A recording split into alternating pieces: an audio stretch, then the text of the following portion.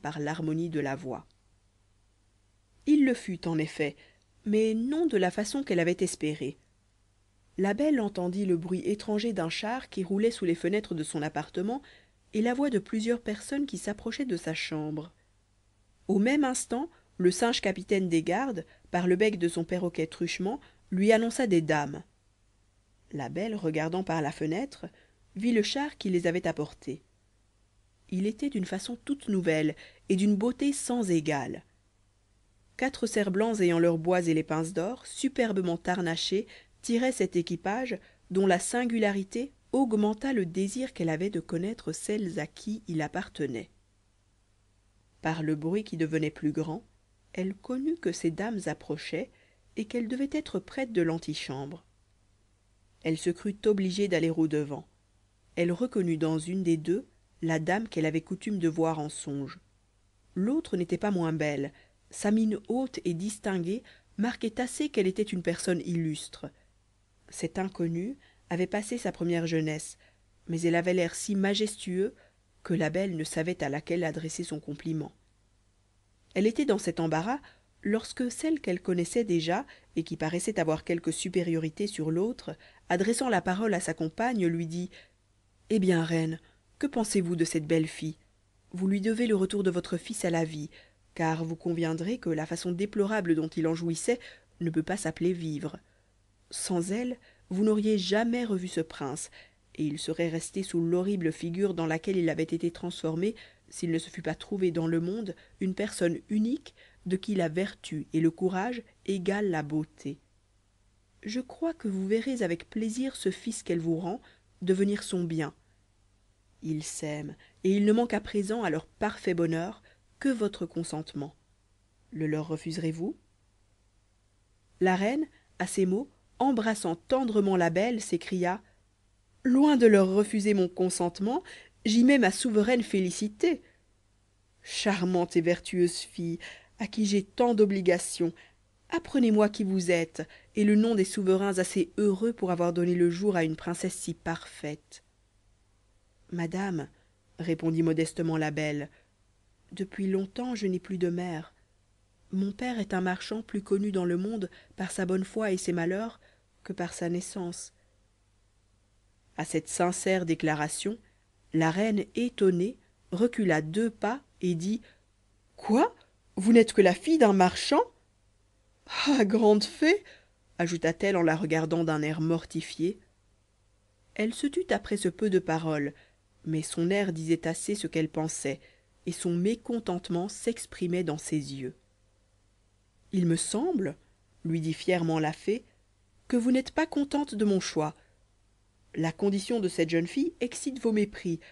Elle était cependant la seule dans le monde qui fût capable de remplir mon projet et de rendre votre fils heureux. »« Je suis très reconnaissante, répondit la reine, mais puissante intelligence, ajouta-t-elle, je ne puis m'empêcher de vous représenter le bizarre assemblage du plus beau sang du monde dont mon fils est issu avec le sang obscur d'où sort la personne à qui vous le voulez unir. Je vous avoue que je suis peu flattée du prétendu bonheur de ce prince s'il le faut acheter par une alliance aussi honteuse pour nous et aussi indigne de lui. Serait-il impossible qu'il se trouvât dans le monde une personne de qui la vertu égalât la naissance?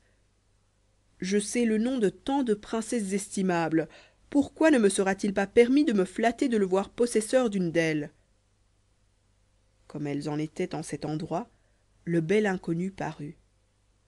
L'arrivée de sa mère et de la fée l'avait éveillé, et le bruit qu'elles avaient causé eut plus de pouvoir que tous les efforts de la belle, l'ordre du charme le voulant ainsi. La reine le tint longtemps embrassé sans proférer une parole. Elle retrouvait un fils que ses belles qualités rendaient digne de sa tendresse. Quelle joie pour ce prince de se voir délivré d'une figure épouvantable et d'une stupidité d'autant plus douloureuse qu'elle était affectée et qu'elle n'avait point obscurci sa raison. Il recouvrait la liberté de paraître en sa forme ordinaire par l'objet de son amour, c'est ce qui la lui rendait encore plus précieuse. Après les premiers transports que le sang lui venait d'inspirer pour sa mère, le prince les interrompit pour suivre le devoir et la reconnaissance qui le pressaient de rendre grâce à la fée. il le fit dans les termes les plus respectueux et les plus courts, afin d'avoir la liberté de tourner ses empressements du côté de la belle. Il les lui avait déjà fait connaître par ses tendres regards, et pour confirmer ce qu'avaient dit ses yeux, il allait y joindre les termes les plus touchants, lorsque la fée le retint, et lui marqua qu'elle le prenait pour juge entre sa mère et elle. Votre mère, lui dit-elle, condamne l'engagement que vous avez pris avec la belle. Elle trouve que sa naissance est indigne de la vôtre. Pour moi, je crois que ses vertus en font disparaître l'inégalité. C'est à vous, prince, à décider qui de nous deux pense selon votre goût. Afin que vous ayez une entière liberté de nous faire connaître vos véritables sentiments, je vous déclare qu'il vous est permis de ne vous pas contraindre. Quoique vous ayez donné votre foi à cette aimable personne, vous la pouvez reprendre. Je suis caution que la belle vous la rendra sans aucune difficulté. Quoique, par sa bonté, vous ayez repris votre forme naturelle, je vous assure encore que sa générosité lui fera pousser le désintéressement jusqu'à vous laisser la liberté de disposer de votre main en faveur de la personne à qui la reine vous conseillera de la donner. Qu'en dites-vous, la belle? Poursuivit la fée en se tournant de son côté. Me suis-je trompée en expliquant vos sentiments? Voudriez-vous d'un époux qui le serait à regret? Non, assurément, madame, répondit la belle. Le prince est libre. Je renonce à l'honneur d'être son épouse. Quand j'ai accepté sa foi, j'ai cru faire grâce à quelque chose au-dessous de l'homme. Je ne me suis engagée avec lui que dans le dessein de lui faire une faveur insigne. L'ambition n'a point eu de part à mes intentions. Ainsi, grande fée, je vous supplie de ne rien exiger de la reine dans une occasion où je ne puis blâmer sa délicatesse. Eh bien, reine, que dites-vous à cela? Dit la fée d'un ton dédaigneux et piqué. Trouvez-vous que les princesses qui ne le sont que par le caprice de la fortune méritent mieux le haut rang où le sort les a placées que cette jeune personne? Pour moi, je pense qu'elle ne devrait pas être responsable d'une origine que sa vertu relève suffisamment. La reine répondit avec une espèce de confusion. La belle est incomparable, son mérite est infini, rien n'est au-dessus. Mais, madame, ne pouvons-nous pas trouver d'autres moyens de le récompenser? Ne le puis-je pas faire sans lui sacrifier la main de mon fils? Oui, la belle, lui dit la reine, je vous dois tant que je ne le puis reconnaître. Je ne mets point de bornes à vos désirs. Souhaitez hardiment, je vous accorderai tout, hors ce seul point. Mais la différence ne sera pas grande pour vous. Choisissez un époux dans ma cour, quelque grand seigneur qu'il puisse être, il aura lieu de s'estimer heureux, et à votre considération je le placerai si près du trône qu'il y aura peu de différence. Je vous rends grâce, madame, lui répondit la belle. Je n'ai point de récompense à exiger de vous. Je suis trop payée du plaisir d'avoir fait cesser l'enchantement qui dérobait un grand prince à sa mère et à son royaume.